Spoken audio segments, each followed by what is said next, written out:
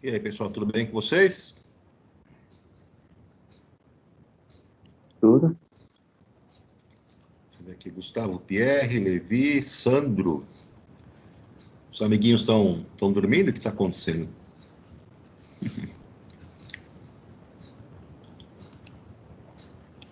Deixa eu colocar aqui os exercícios que ficaram da aula passada lá na hora do estudo. Chegaram a fazer isso aqui?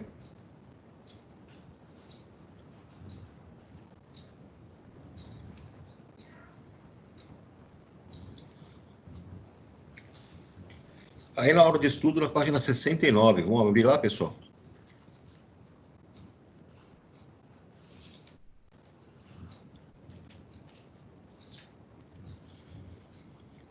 Primeira questão aqui. Ele fala, responda as questões propostas com base na classificação de uma onda quanto à direção de vibração. Deixa eu só ver quem está aqui na espera.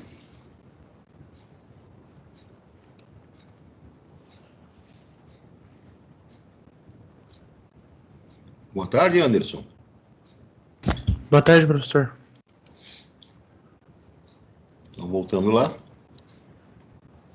Primeira pergunta, né? Responder aqui essas questões com base na classificação de uma onda quanto à direção de vibração. Quanto à direção, né? Bom, ondas mecânicas se propagam de modo transversal, longitudinal ou ambos. Exemplifique. De fato, as ondas mecânicas podem se propagar de maneira transversal e também de maneira horizontal. A propagação transversal, por exemplo, você pode perceber a partir da oscilação de uma corda, né? Deixa eu emitir mais algum aqui.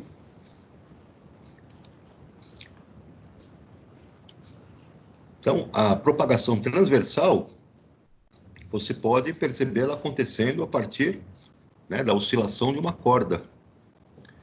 Ela oscila, né, no sentido vertical.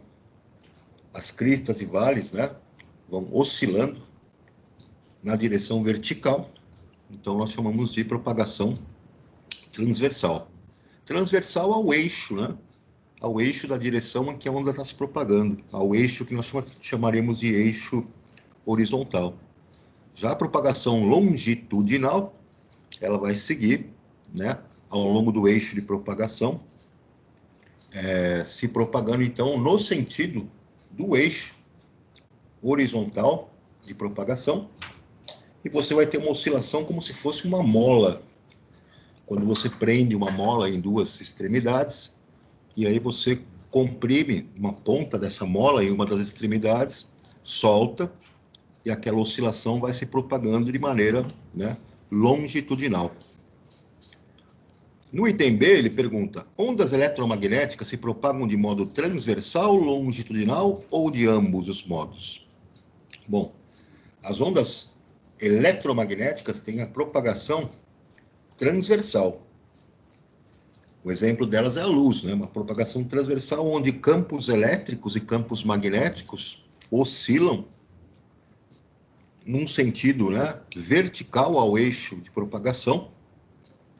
Então, nós temos a onda eletromagnética como sendo classificada aí como transversal. No segundo exercício, ele pergunta aqui, nas últimas décadas, o cinema tem produzido inúmeros filmes de ficção científica com cenas de guerras espaciais, como Guerra nas Estrelas, enfim. Filmes de ficção que têm batalhas, combates de naves espaciais, né? Aí, se você tem aqui no item A, comparando Guerra nas Estrelas, que apresenta efeitos sonoros de explosão, e 2001, Odisseia no Espaço, que não apresenta, qual deles está de acordo com as leis da física? Justifique. Bom, Guerra nas Estrelas vocês devem ter assistido, né? Agora, 2001 é um filme mais antigo. E nesse filme de 2001, Uma Odisseia no Espaço, ele procura retratar como seria, né, a realidade mesmo no espaço. E como no espaço nós temos o vácuo, não temos um meio material para propagação de ondas mecânicas, você não conseguiria escutar, né, nenhuma explosão, nenhum tipo de som. que acontece, então, em Guerra nas Estrelas, os efeitos sonoros que são colocados nesse filme não são possíveis de acontecer de acordo com as leis da física. Você tem um vácuo ali, não tem como o som se propagar. Agora, nesse filme, em 2001, é um filme mais antigo, ele procurou retratar com mais fidelidade. Então, é um filme paradão, um filme chato, é um filme que você fica ali, aquele silêncio, aqueles caras lá, tudo, né? Então, não tem um apelo, né, midiático tão forte como Guerra nas Estrelas, mas 2001 é um filme que retrata melhor as leis da física. No item B, quanto aos efeitos luminosos que todos apresentam, né? Quanto aos efeitos luminosos, não há problemas, porque a luz, como onda eletromagnética, não precisa de um meio material para se propagar. Então, se não precisa de um meio material, né, para se propagar, você vai ter a impressão, as impressões luminosas, né, dos efeitos desses dois filmes são possíveis de acontecer. Não há problemas quanto a isso, né? No terceiro exercício, ele fala que as ondas eletromagnéticas, ao contrário das mecânicas, não precisam de um meio material para se propagar. Considere as seguintes ondas: som, ultrassom, ondas de rádio, micro-ondas e luz. Sobre essas ondas é correto afirmar que... Bom, ele falou de som, onda mecânica. Ultrassom, onda mecânica. Onda de rádio, onda que já é eletromagnética. Micro-ondas, eletromagnética. Luz, eletromagnética. Então, vamos lá. Das afirmativas que ele coloca aqui, só a D, né, vai estar correta aqui. Som e ultrassom são ondas mecânicas e as outras são ondas eletromagnéticas. Lá para cima, no exercício 4, ele diz que, numa experiência clássica, coloca-se dentro de uma campânula de vidro, onde se faz o vácuo, uma lanterna acesa e um despertador que está despertando. A luz da lanterna é vista, mas o som do despertador não é ouvido. Por que que isso acontece, né? Bom, você pegou uma campânula, que é uma espécie de redoma, né, fechada. Nessa campânula, você tira todo o ar de dentro dela, por isso que você faz o vácuo.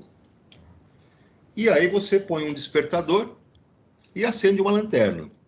Bom, você enxerga a luz da lanterna, mas não escuta o barulho do despertador. Isso porque a luz, ela é capaz de se propagar, né, em qualquer meio, não precisa de um meio material para se propagar.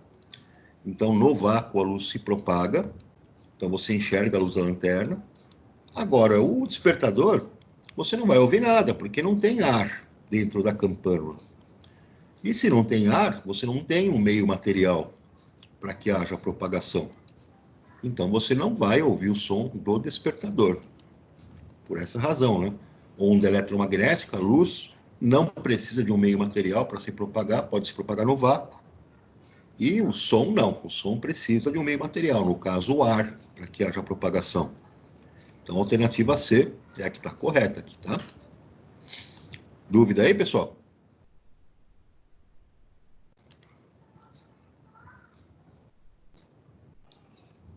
Tranquilo até aqui? Tranquilo. O exercício 5. Considere os seguintes fenômenos ondulatórios. Aí você tem a luz, tem o som e tem perturbação propagando-se numa mola helicoidal esticada.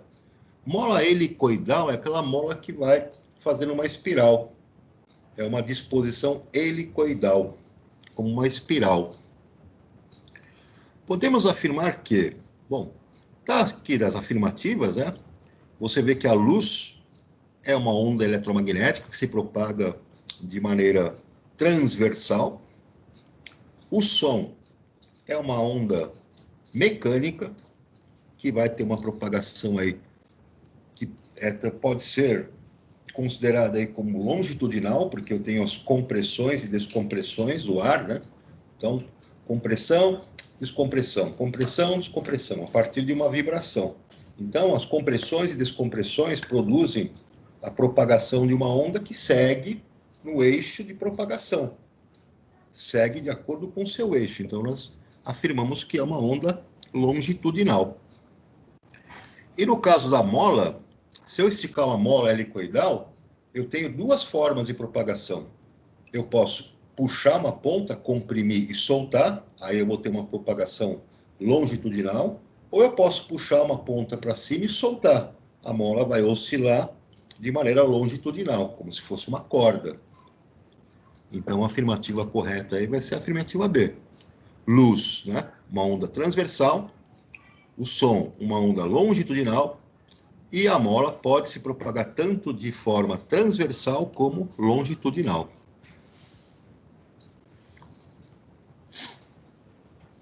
O exercício 6. Sobre ondas sonoras, considere as afirmações a seguir. Primeira, as ondas sonoras são transversais? Não, são longitudinais. O eco é um fenômeno relacionado com a reflexão da onda sonora? Verdade, o eco, a onda, né? E depois retorna, né? Se você tiver numa distância acima de 17 metros do obstáculo, né, você vai ter a percepção do eco. Então, é associado à reflexão. A altura de um som depende da frequência da onda sonora. Então, vejam, a altura está associada lá, então, ao som ser agudo ou grave. O som grave é aquele que tem uma baixa frequência.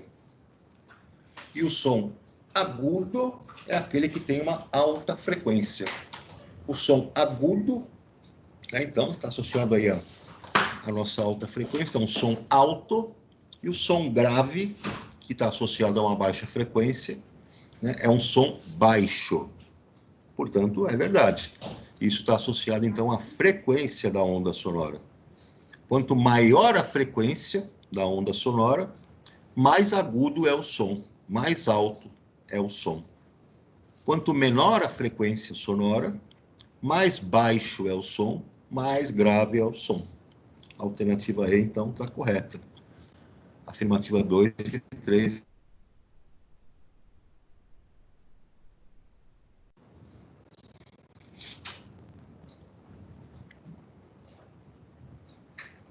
O exercício 7, ele fala, os morcegos são mamíferos que utilizam a ecolocalização para se orientar ou localizar possíveis caças. Nesse processo, emitem ondas de ultrassom que são refletidas pelo ambiente e detectadas por eles.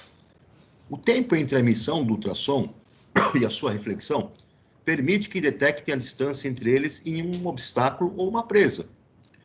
Considere que um morcego parado no galho de uma árvore emita uma onda com velocidade de 360 metros por segundo. Essa onda atinge um objeto parado que está a 306 metros dele e retorna para o morcego. A partir da emissão da onda, quanto tempo levou para o morcego detectar sua reflexão? Então tá lá.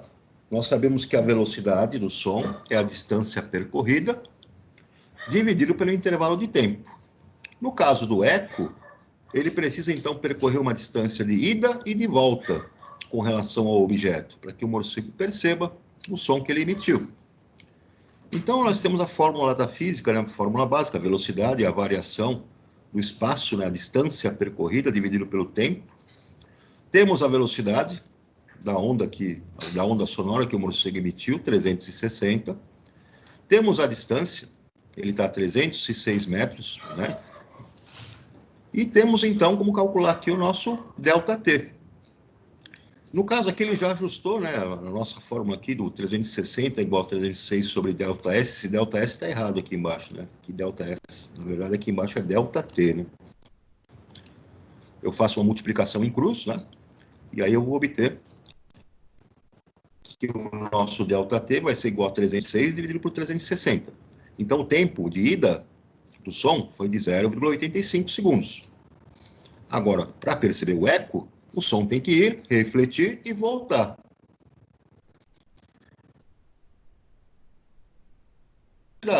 Então, eu multiplico esse tempo de ida por 2 e eu vou ver, então, o tempo que vai levar para o morcego perceber 1,7 segundos.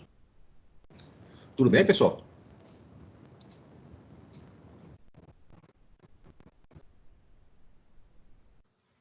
Sim. Tranquilo aqui?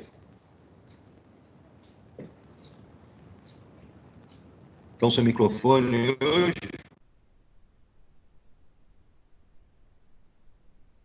Tá tudo bem, professor, pode ir. Professor. Beleza? De novo, uma questão 8 é que os morcegos, mesmo no escuro, podem voar sem colidir com os objetos à sua frente. Isso porque esses animais têm a capacidade de emitir ondas sonoras com frequências elevadas, da ordem de 120 mil Hz, usando o eco para se guiar e caçar. Por exemplo, a onda sonora emitida por um morcego pode ser refletida por um inseto, volta para ele, possibilitando-lhe a localização desse inseto. Sobre a propagação das ondas sonoras, pode-se afirmar que... Bom, o item A, o som é uma onda mecânica do tipo transversal? Não, é uma onda do tipo longitudinal. Já está errado. B, o som também pode se propagar no vácuo? Não, não pode. Precisa de um meio material para isso. E no vácuo não há nenhum meio material. C, a velocidade de propagação do som nos materiais sólidos, em geral, é menor do que nos gases? Na verdade, é maior, porque o meio material é mais denso. Sendo mais denso, as partículas que compõem o meio material vão vibrar com uma maior eficácia, estão mais perto umas das outras, então a transmissão desse sinal sonoro é mais rápida. A velocidade de propagação do som nos gases independe da temperatura desses? Não, depende. Quando você mexe na temperatura de um gás, você mexe com a densidade dele, né? Com o grau de agitação das moléculas. Então, se você mexe com o grau de agitação das moléculas, você mexe, né, com a densidade desse gás, então vai ter uma diferença. E no E? O som é uma onda mecânica do tipo longitudinal, tá certo? Que necessita de um meio material para se propagar. Perfeito.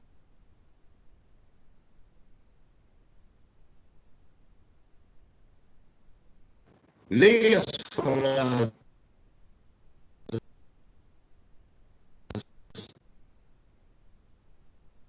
e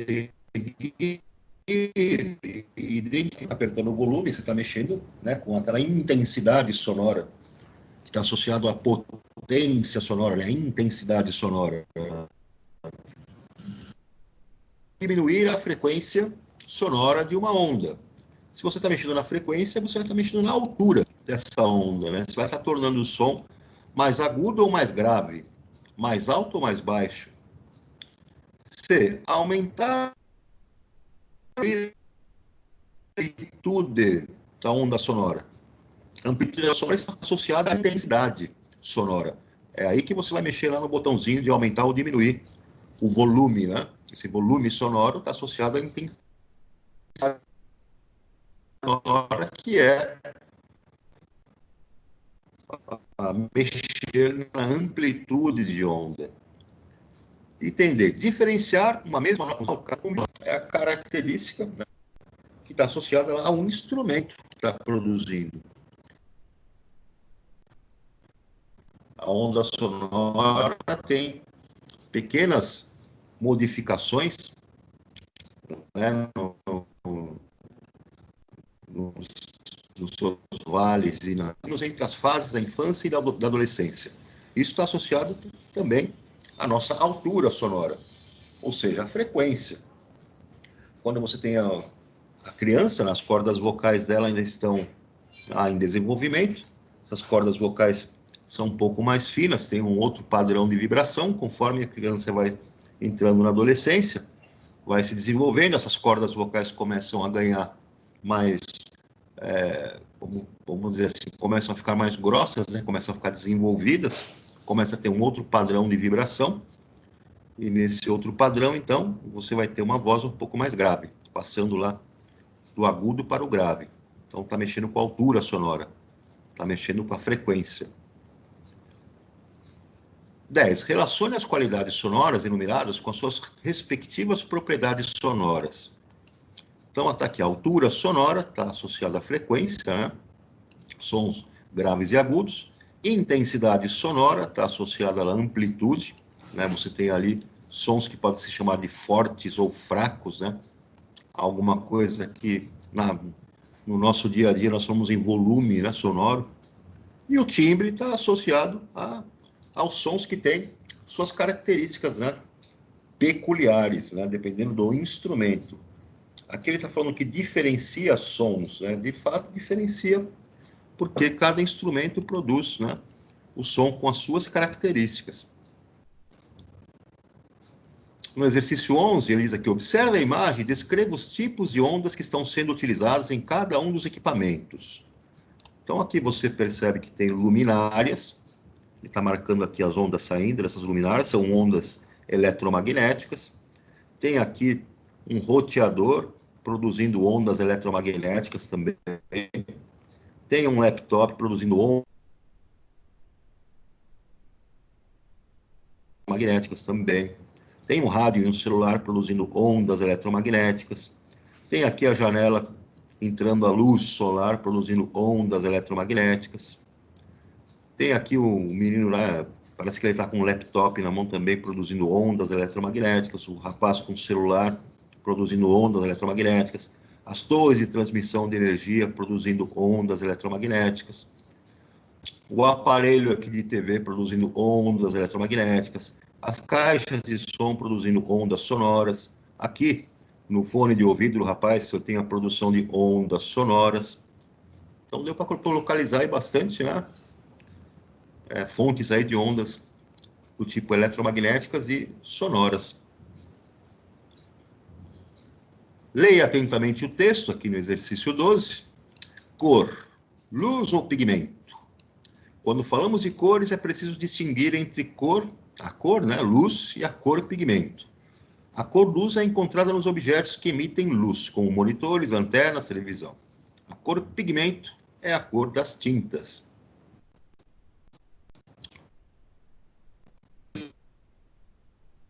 Primárias e secundárias. É isso, artes que não... no quinto ano, né? As primárias lá, então, né? Ciano, magenta, né? E amarelo. As secundárias lá, o verde, vermelho e azul. Então, as cores primárias, né? Cores pigmento, primárias e secundárias. Isso significa que se você combinar estas cores primárias, você obtém as cores secundárias. Né? Você se lembra lá das brincadeiras, das artes que vocês faziam lá com os guaches, né? Exercício 13. Recentemente, todos os fãs do visionário diretor J.J. Abrams vibraram e juntaram forças para voltar à galáxia muito, muito distante. Ele vai perguntar para você, né? Em relação a este fato, é correto afirmar, né? Aquelas explosões alternativas que você tem aqui, você já sabe que as ondas sonoras não se propagam no espaço, porque o espaço é vácuo, não tem meio material para se propagar o som. Então, isso não corresponde à realidade, pois não é possível propagação do som no vácuo. O item A. Exercício 14. Para criar as imagens, cada sistema óptico usou um tipo diferente de fenômeno. Determine qual o fenômeno usado pelo sistema óptico à esquerda e pelo sistema óptico à direita, respectivamente. Então, vamos ver quem são os sistemas ópticos. Aqui eu tenho uma lupa. Esta lupa é uma lente. E esta lente, ela faz o que então? Ela vai ter os raios de luz que vão sofrer uma refração, um desvio na sua trajetória, quando passam do ar para entre o ar e o vidro, do meio do vidro para o ar, há um desvio, né, desses raios de luz pela refração, e aí você vai ter uma ampliação da imagem, porque o desvio dos raios de luz vai fazer que quando esses raios de luz cheguem aos seus olhos, vão causar a impressão de uma imagem ampliada. Já aqui no lado direito eu tenho um espelho. O espelho é uma superfície plana, nesse caso aqui é plano e polido, então os raios de luz vão sofrer reflexão. Os raios de luz que saem refletidos do rosto da moça batem no espelho, refletem no espelho e vão até os olhos dela. Então, constroem a imagem dela que ela enxerga ali no espelho. Os fenômenos associados, então, são refração dos raios de luz e reflexão.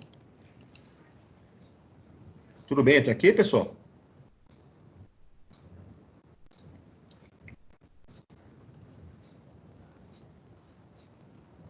Tranquilo até aqui?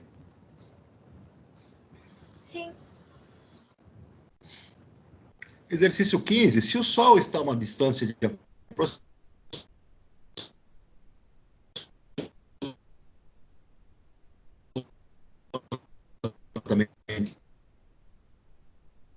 um exercício de cálculo, né? Se a velocidade é a distância percorrida dividido pelo tempo que levou para percorrer essa distância, sabemos que a velocidade da luz é de 300 mil quilômetros por segundo. Se são 300 mil quilômetros por segundo, você tem uma distância de 150 milhões de quilômetros, basta você, então, aplicar uma fórmula ou mesmo você calcular uma regra de 3. Velocidade igual a 300 mil, né, quilômetros por segundo. A distância, 150 milhões. Então, você vai fazer a conta para achar o tempo, né? O tempo, então, vai ser igual a 150 milhões, dividido por 300 mil. Ou seja, 500 segundos. Para você passar isso para minutos, né? Você divide lá por 60. Então, levam 8 minutos para a luz do Sol chegar até nós. Tudo bem até aqui, turma?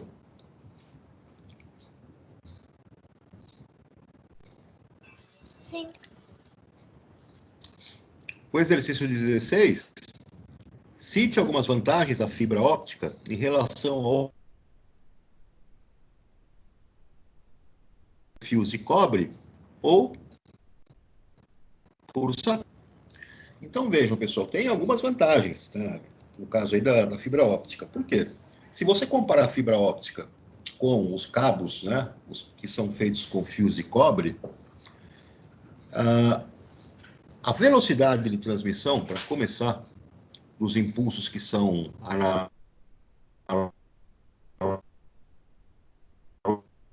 analógicos, do que a velocidade de transmissão pela velocidade da luz, que acontece na fibra óptica, é um ponto já.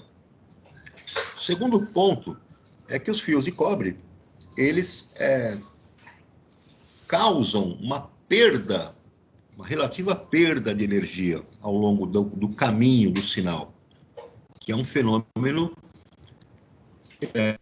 eletromagnético também, mas está associado ao material, a um meio material denso, né? Ele tem uma resistência.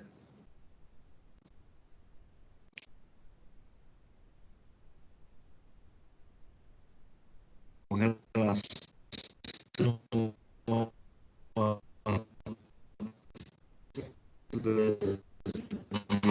do sinal. Além do fio de cobre, está sujeito a sofrer maiores interferências do meio externo. Comparando a fibra óptica lá com o satélite, o que acontece, então? O satélite é caro. O satélite é bem caro. Então, para você conseguir construir um equipamento como esse, depois eu foguete, essa bagaça lá, para ele ser colocado em órbita geoestacionária e depois ele ser operado ainda por unidades de controle, é caro, né? Então tem uns custos aí que, de repente, para a aplicação que você quer fazer dessa fibra óptica, você pode ter uma situação mais barata. Então você pode, por exemplo, construir cabos de fibra óptica submarinos interligando 2 continentes. Se o custo de construção desses cabos de fibra óptica justificar ser mais barato do que um satélite, não dá para pensar 2 vezes. Né? Então, você pode imaginar em termos de custo-benefício. Né? Tudo bem, turma?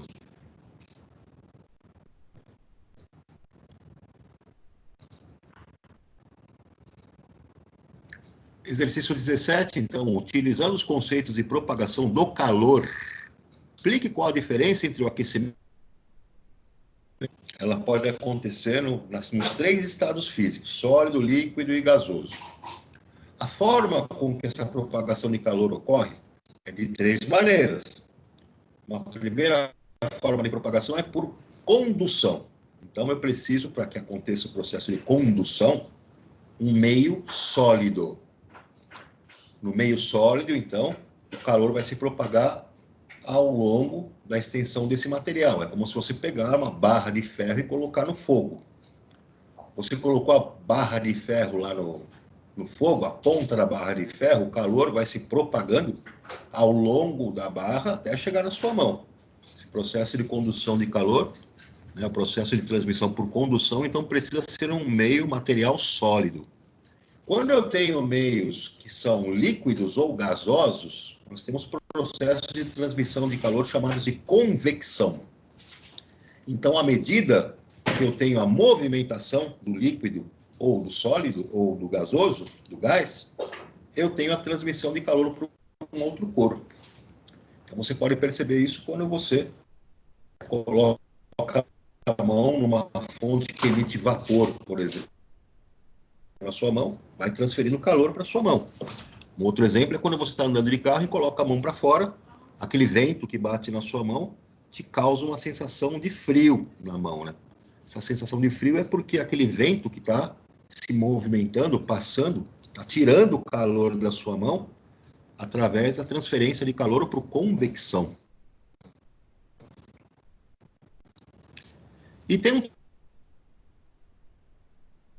eu tenho as emissões de ondas eletromagnéticas na faixa do infravermelho. E o infravermelho é o tipo de frequência de onda que no micro-ondas, que é especial. Por que é especial? Porque no micro-ondas eu tenho uma emissão de uma onda eletromagnética, uma frequência específica, que é a frequência de ressonância da molécula de água. O que significa frequência de ressonância? Quando vem essa onda, micro-ondas, né, e entra em contato, né, ela é absorvida pelas moléculas de água, a energia que ela traz com que a molécula de água comece a vibrar. Nós chamamos então de frequência de ressonância. Nessa vibração, então, a molécula de água começa todas elas a vibrar ao mesmo tempo, e aquela vibração, aquela agitação é convertida em calor, né, representada pelo calor. Então, a água vai aquecer. Não acontece só com a água, né, essa ação das micro-ondas. Existem situações, como eu estava falando para vocês, de ressonância, em que você pode ter uma ponte, e se você colocar um exército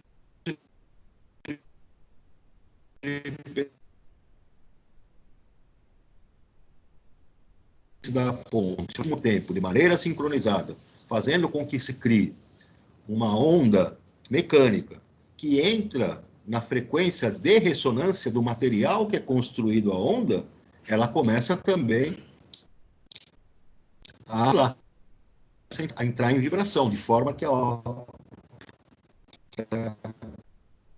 ponte pode até cair, quebrar e cair, por conta disso. Entenderam aqui, pessoal?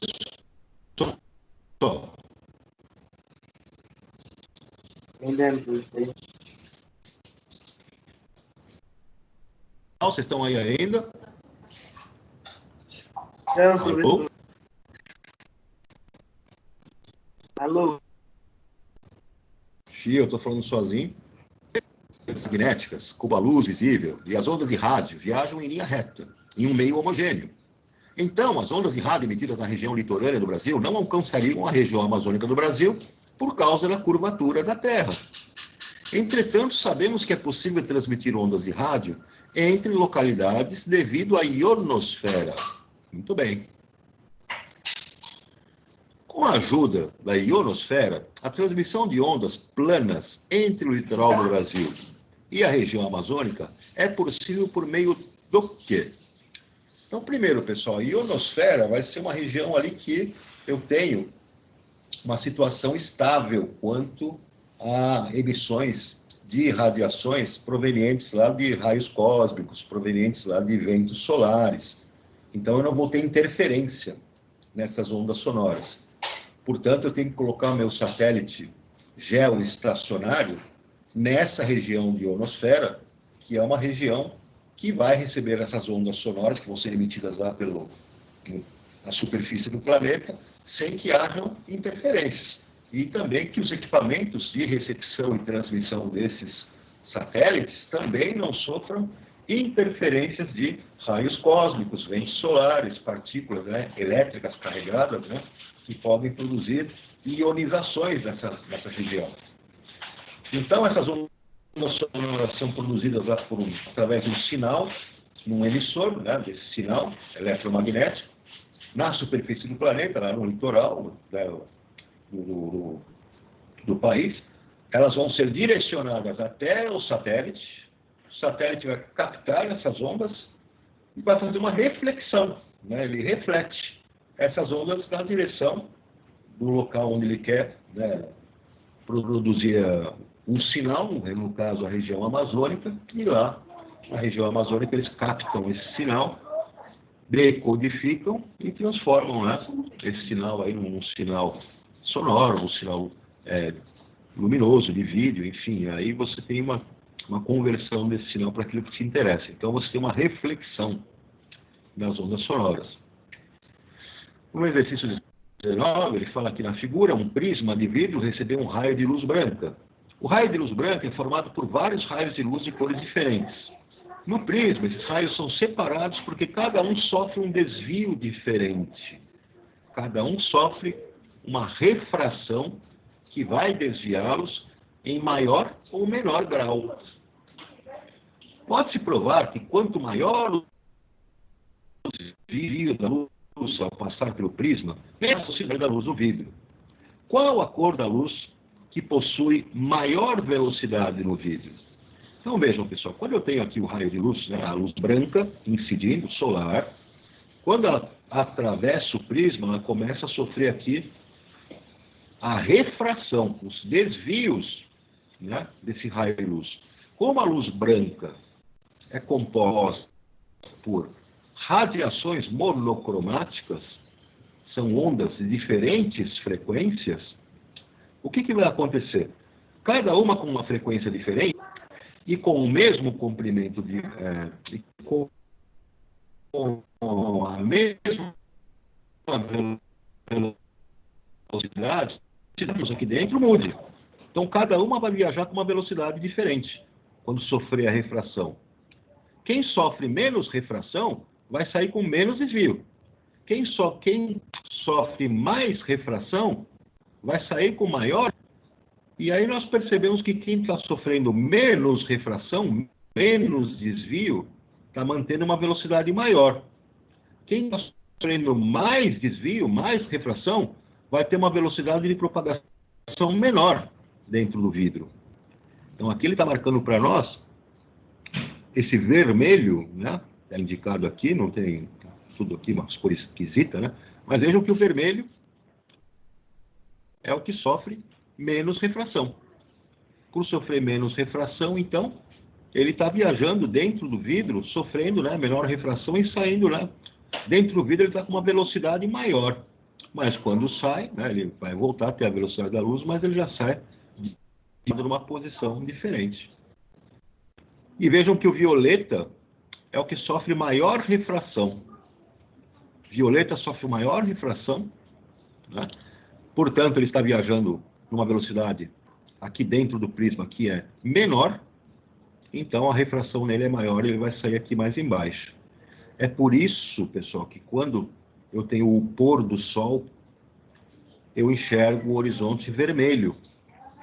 Por que eu enxergo o horizonte vermelho? Porque os raios de luz começam a atravessar a atmosfera do planeta numa inclinação favorável, onde a refração desses raios de luz no ar atmosférico vai acontecer de uma maneira mais intensa, e aí os raios que conseguem chegar aos meus olhos vão ser da radiação monocromática vermelha, que é a que sofre menos refração, e os outros, que compõem a luz branca, vão ser refratados de forma que não consigam atingir mais o horizonte.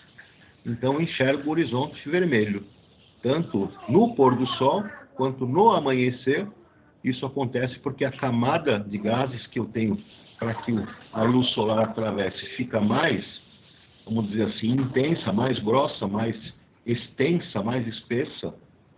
E aí a refração só vai permitir que os raios que cheguem aos meus olhos sejam os da radiação monocromática vermelha. Tudo bem aqui?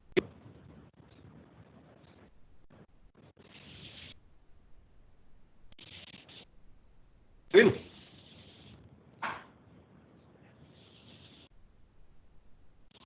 Exercício 20, ele tem aqui, ó. A luz se propaga em linha reta a uma velocidade de 300 milhões de metros por segundo. Então, se você tem uma ideia dessa rapidez, né, você pegar, então, acender aqui um laser, e você sabe que o raio é de 6.000 quilômetros. Adote π igual a 3 e veja quantas voltas completas em torno da Terra a luz conseguiria realizar em 1 segundo. Então, é uma conta que nós temos que fazer aí de tempo. Né? Se ele deu π e deu o raio da Terra, eu sei que o comprimento é igual a 2π vezes r, fórmula matemática. Né? Então, vejam que o comprimento da circunferência da Terra, 2πr. Então, vai ser igual a vezes π igual a 3 vezes o quilômetros. Comprimento, então, da circunferência da Terra tem 6 quilômetros. Bom, se uma volta à Terra corresponde a 36.000 quilômetros, na velocidade da luz, a 300.000 quilômetros por segundo, quantas voltas eu daria, então? Eu descubro, então, poucas. Então, um feixe laser conseguiria dar em 1 segundo 8,3 voltas ao redor da Terra. No exercício 21, ele fez aqui um equipamento, né, que utiliza, né, a radiação eletromagnética com comprimento de onda bem menor que a radiação ultravioleta. É o nosso raio-x, esse cara, né? Uma frequência altíssima. E, lógico, comprimento de onda menor. Supondo que a radiação emitida pelo equipamento foi apontada para o tipo específico de filme fotográfico. Entre o equipamento e o filme foi posicionado o pescoço do indivíduo, quanto mais exposto à radiação, mais escuro se torna o filme após a revelação. Após acionar o equipamento e revelar o filme, evidenciou-se a imagem mostrada na figura ao lado. Dentre os fenômenos decorrentes da interação entre a radiação e os átomos do indivíduo que permitem a obtenção dessa imagem, inclui-se o quê? O que acontece, né, pessoal? Se o tecido do cara aqui, ele tem tecidos moles, né? Então ele tem músculos, ele tem aqui pele, ele tem gorduras, ele tem veias, ele tem uma série de tecidos moles. Nesses tecidos moles, o raio-x passa direto. Agora, nos tecidos ósseos, ele tem cálcio, né? Esses tecidos ósseos, o nosso raio-x vai ser absorvido. Ele vai parar aqui, ele sofre uma absorção. Então, nós podemos deduzir que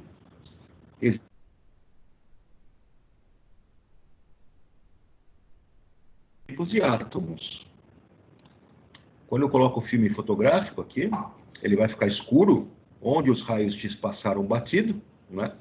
E onde os raios X foram absorvidos, eu vou ter aqui, então, essa parte clara. Essa parte clara, então, maior absorção de raios X.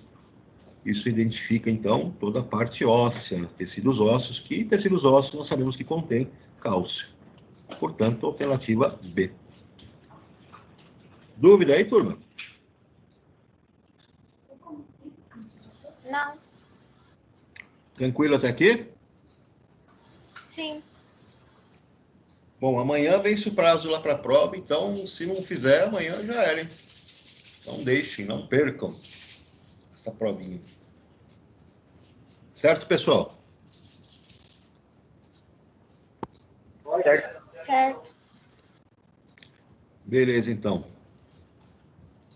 Vou ficar por aqui, que se eu entrar vocês vão ficar por aí, que eu aqui vou sair, né, para que vocês assistam a próxima aula. Um abração aí para todos, fiquem com Deus, se cuidem e até o nosso próximo encontro. Tchau. Tchau, tchau. Professor. Falou, tchau, tchau.